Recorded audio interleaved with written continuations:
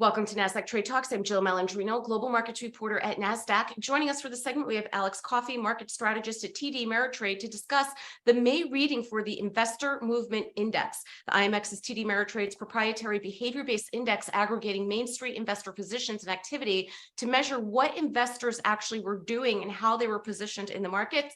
Alex, it's great to see you as always. Welcome back to Trade Talks. And I thought the reading for the IMX for May 2023 was interesting. I've been covering this for over 10 years, and it was interesting that it rose again. Even though clients were net sellers, they increased their market exposure overall.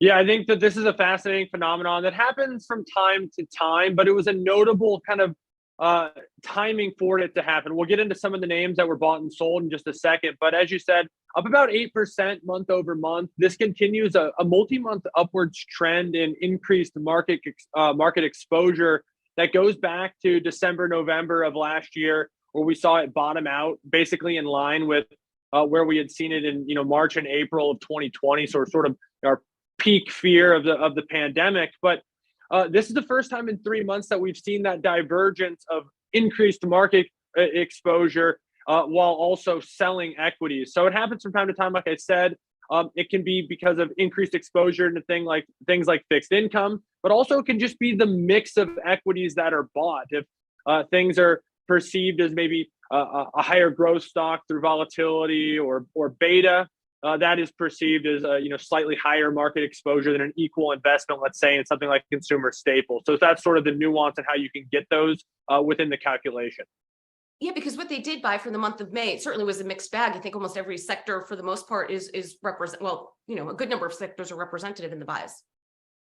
Yeah, no doubt. A couple, of course, common names that you'll see either in buys or sells, and names like Tesla stuck out, but PayPal, Disney, Verizon, AT&T, there's really not a commonality between all of these unless you look at price performance. Most of these names had either struggled leading into the beginning of May or disappointed during the month of May, be it PayPal or Disney that disappointed around earnings, be it Tesla that had sort of stumbled leading into May and then actually used May as sort of a catapult back towards its year-to-date highs. But it was a very, very contrarian kind of action taken by the TD Ameritrade client base as a whole. And I think this is very much underscored by some of the names that were sold.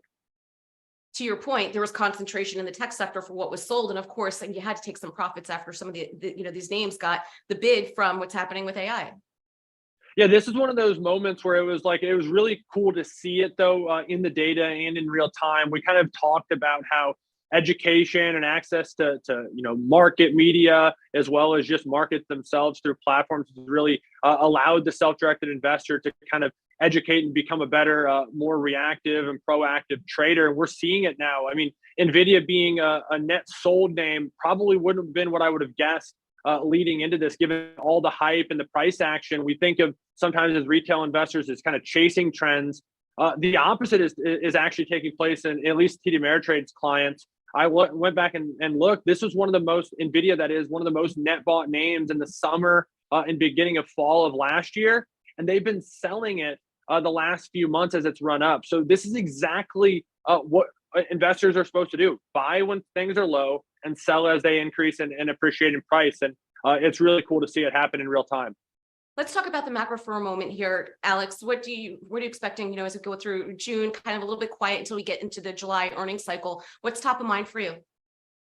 Yeah, I think obviously it's going to be interesting to see how the market in the short term kind of sits with itself with kind of a lack of news. I mean, I think that's evident by how big of a story the Apple headset has been the last day and a half. But it'll be interesting. Obviously, high end of the range, not a lot of catalysts out there. I think the Fed will come back into the forefront here soon as well. That'll be important. But seemingly all these risks that have been out there that have been impacting investor sentiment are sort of one by one kind of falling to the wayside. I don't think the coast is quite clear yet, but it certainly feels like a summer day of 2017, more so a day of 2023, or of course the last few years a little bit more volatile. So looking forward to see how things shape up.